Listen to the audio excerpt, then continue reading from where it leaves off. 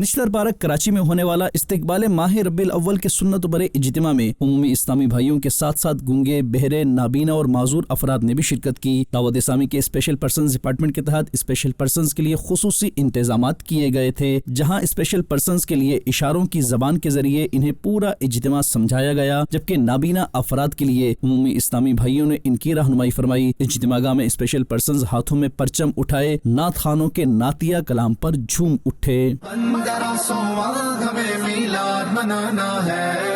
इज्तिमा के इख्तिताम पर स्पेशल पर्सन्स का मदनी खबरों से गुफ्तगू करते हुए कहना था कि इस्तिकबाल माह रब्बिल अव्वल के इज्तिमा में बहुत मज़ा आया और बहुत कुछ सीखने को मिला। निगरान शुरा तशरीफ़ लाए, उन्होंने तफसीरी बयान फरमाया अखलाक मुस्तफ़ा सल्लल्लाहु अलैहि वसल्लम पे, सुनकर अल्हम्दुलिल्लाह रब्बिल आलमीन बड़ा मज़ा आया। इल्म दीन सीखने सिखाने का मौका भी मिला।